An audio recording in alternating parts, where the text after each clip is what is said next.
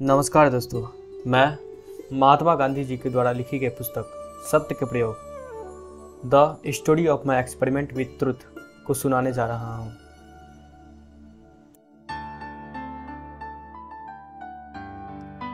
प्रस्तावना।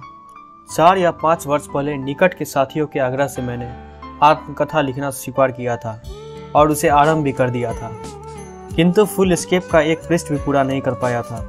इतने में बम्बई की ज्वाला प्रकट हुई और मेरा शुरू किया हुआ काम अधूरा रह गया। उसके बाद तो मैं एक के बाद एक ऐसे व्यवसायियों के फंसा कि अंत में मुझे यरवड़ा का अपना स्थान मिला। भाई जयराम दास भी वहाँ थे।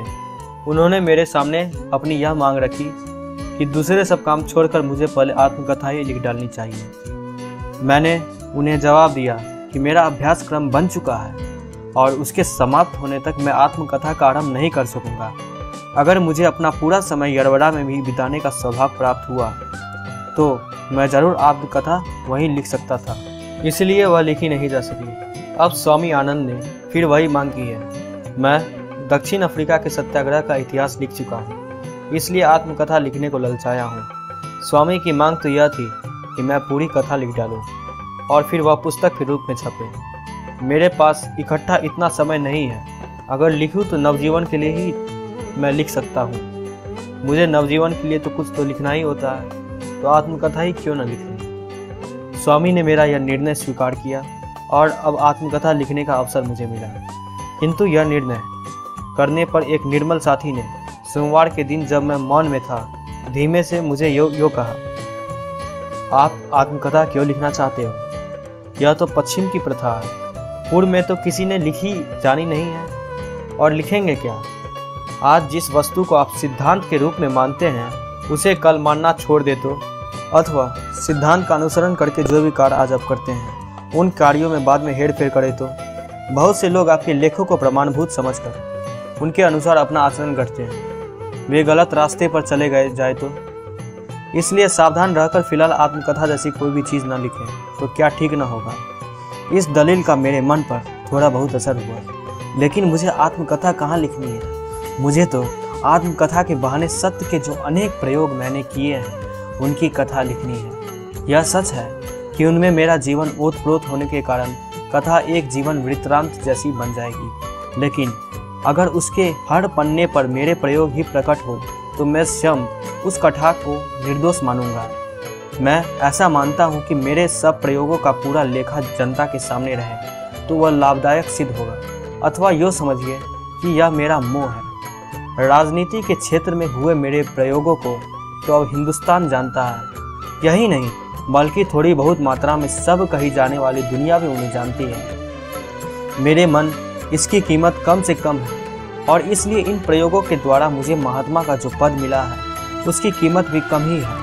कई बार तो इस विशेषण ने मुझे बहुत अधिक दुख भी दिया है। मुझे ऐसा एक क्षण याद नहीं है जब इस विशेषण के कारण मैं फूल गया हूँ, लेकिन अपने आध्यात्मिक प्रयोगों का जिन्हें मैं ही जान सकता हूँ और जिनके कारण राजनीति के क्षेत्र में मेरी शक्ति भी जन्मी है, वर्णन करना मुझे अवश्य ही अच्छा लगेगा। अगर यह प्रयोग सचमुच आध्यात्मिक है तो इनमें गर्व करने की गुंजाइश ही नहीं है। इनसे तो केवल नम्रता की ही वृद्धि होगी। ज्यों मैं विचार करता जाता हूँ, भूतकाल के अपने जीवन पर दृष्टि डालता जाता हूँ, त्यों अपनी अल्पता में स्पष्ट ही देख सकता हूँ। मुझे जो करना है, 30 वर्षों से मैं जिसकी आतुर भाव से रट लगाए हुए हूँ, वह तो आत्मदर्शन है, ईश्वर का साक्षात्कार है, मोक्ष है। मेरे सारे काम इसी दृष्टि से होते हैं। मेरा सब लेखन भी इसी दृष्टि से होता है और राजनीति के क्षेत्र में मेरा पढ़ना भी इसी वस्तु के अधीन है। लेकिन ठेठ से ही मेरा यह मत रहा है कि जो एक के लिए शक्य है वो सब के लिए ही शक्य है। इस कारण मेरे प्रयोग खानगी नहीं रहे। उन्हें सब देख सके तो मुझे नहीं लगता कि उससे उनकी आध्यात्मिकता कम होगी।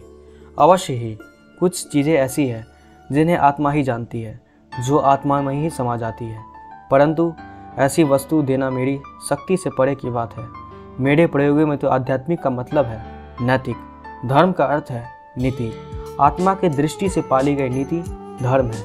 इसलिए जिन वस्तुओं का निर्णय बालक, नौजवान और बूढ़े करते हैं और कर सकते हैं, इस कथा में उन्हीं वस्तुओं का समावेश होगा। अगर ऐसी कथा मैं तटस्थ भाव से निर्विवाद रहकर लिख सकूं, तो उसमें से दूसरे प्रयोग करने वाले को कुछ सामग्री मिलेगी। इन प्रयोगों के बारे में मैं किसी भी प्रकार की संपूर्णता का दावा नहीं करता। जिस तरह वैज्ञानिक अपने प्रयोग अतिशय नियमपूर्वक, विचारपूर्वक और बारीकी से करता है, फिर भी उनसे उत्पन्न परिणामों को वह अंतिम नहीं करता अथवा वे परिणाम सच्चे ही है, इस बारे में भी वह साशंक नहीं तो तटस्थ अवश्य रहता है। अपने प्रयोगों के विषय में मेरा भी वैसा ही दावा है। मैंने खूब आत्मनिरीक्षण किया है, एक एक भाव की जांच की है, उसका पृथक्करण किया है, किंतु उसमें से निकले हुए परिणाम सबके लिए अंतिम ही है, वे सच है अथवा वे ही सच है, ऐसा दावा मैं कभी करना नहीं चाहता। हाँ, यह दावा मैं अवश्य करता हूँ कि मेरी दृष्टि से यह सच है और इस समय तो अंतिम जैसे ही मालूम होते हैं। अगर ना मालूम हो तो मुझे उनके सहारे कोई भी कार्य खड़ा नहीं करना चाहिए, लेकिन मैं तो पग पग पर जिन जिन वस्तुओं को देखता हूँ उनके त्याज और ग्राह्यमास ऐसे दो भाग कर लेता हूँ और जिन्हें ग्राह्य समझता हूँ उनके अनुसार अपना आचरण बना लेता हूँ। और जब तक इस तरह बना हुआ आचरण मुझे अर्थात मेरी बुद्धि को और आत्मा को संतोष देता है, तब तक मुझे उसके शुभ परिणामों के बारे में अविचलित विश्वास रखना ही चाहिए। यदि मुझे केवल सिद्धांतों का अर्थात तत्वों का ही वर्णन करना हो, तब तो यह आत्मकथा मुझे लिखनी ही नहीं चाहिए, लेकिन मुझे तो उन पर रचे गए कार्यों का इतिहास देना है, और इसलिए मैंने इन प्रयत्नों को सत्य के प्रयोग जैसा पहला नाम दिया है। इसमें सत्य से भिन्न माने जाने वाले अहिंसा, ब्रह्मचर्य इत्यादि नियमों के प्रयोग भी आ जाएंगे, लेकिन मेरे मन सत्य ही सर्वोपरि है और उसमें अगणित वस्तुओं का समावेश हो जाता है। यह सत्य स्थूल वाचिक सत्य नहीं है, यह तो वाणी की तरह विचार का भी है। यह सत्य केवल हमारा कल्पित सत्य ही नहीं है, बल्कि स्वतंत्र चिर अस्थायी सत्य है, अर्थात परमेश्वर ही है। परमेश्वर की व्याख्या अनगिनत है, क्योंकि उसकी विभूतियाँ भी अनगिनत है। ये विभूतियाँ मुझे आश्चर्यचकित करती है, क्षण भर के लिए ये मुझे मुग्ध भी कर देती है, किंतु मैं पुजारी तो सत्य रूपी परमेश्वर का ही हूँ। यह एक ही सत्य है और दूसरा सब मिथ्या है। यह सत्य मुझे मिला नहीं है, लेकिन मैं इसका शोधक हूँ। इस शोध के लिए मैं अपनी प्रिय से प्रिय वस्तु का त्याग करने को तैयार हूँ, और मुझे यह विश्वास है कि इस शोध रूपी यज्ञ में इस शरीर को भी होमने की तैयारी है और मेरी शक्ति है। लेकिन जब तक मैं इस सत्य का साक्षात्कार न कर लूँ, तब तक मेरी अंतरात्मा जिसे सत्य समझती है, उस काल्पनिक सत्य को अपना आधार मानकर, अपना दीप स्तंभ समझकर उसके सहारे मैं अपना जीवन व्यतीत करता हूँ। यद्यपि यह मार्ग तलवार की धार पर चलने जैसा है, तो भी मुझे यह सरल से सरल लगा है। इस मार्ग पर चलते हुए अपनी भयंकर भूलें भी मुझे नगण्य सी लगी है, क्योंकि वैसी भूलें करने पर भी मैं बच गया हूँ और अपनी समझ के अनुसार आगे बढ़ा हूँ। दूर दूर से विशुद्ध सत्य की, ईश्वर की झांकी भी मैं कर रहा हूँ। मेरा यह विश्वास दिन प्रतिदिन बढ़ता जा रहा है कि एक सत्य ही है, उसके अलावा दूसरा कुछ भी इस जगत में नहीं है। यह विश्वास किस प्रकार बढ़ता गया है, इसे मेरा जगत अर्थात नवजीवन इत्यादि के पाठक जानकर मेरे प्रयोगों के साझेदार बनना चाहे और इस सत्य की झांकी भी मेरे साथ करना चाहे तो भले करें। साथ ही मैं यह भी अधिकाधिक मानने लगा हूँ कि जितना कुछ मेरे लिए संभव है, उतना एक बालक के लिए भी संभव है, और इसके लिए मेरे पास सबल कारण है। सत्य की शोध के साधन जितने कठिन हैं, उतने ही सरल भी हैं। वे अभिमानी को असंभव मालूम होंगे और एक निर्दोष बालक को बिल्कुल संभव लगेंगे। सत्य के शोधक को रजकण से भी नीचे रहना पड़ता है। सारा संसार रजकणों को कुचलता है, पर सत्य का पुजारी तो जब तक इतना अल्प नहीं बनता कि रजकण भी उसे कुचल सके, तब तक उसके लिए स्वतंत्र सत्य की झांकी भी दुर्लभ है। यह चीज वशिष्ठ विश्वामित्र के आख्यान में स्वतंत्र रीति से बताई गई है। ईसाई धर्म और इस्लाम भी इसी वस्तु को सिद्ध करते हैं। मैं जो प्रकरण लिखने वाला हूँ, उनमें यदि पाठकों को अभिमान का भास हो, तो उन्हें अवश्य ही समझ लेना चाहिए कि मेरी शोध में खामी है और मेरी झांकियाँ मृगजल के समान है। मेरे समान अनेकों को क्षय चाहे हो, पर सत्य की जय हो। अल्पात्मा को मापने के लिए हम सत्य का गज कभी छोटा न करें। मैं चाहता हूँ कि मेरे लेखों को कोई प्रमाणभूत न समझे, यह मेरी विनती है।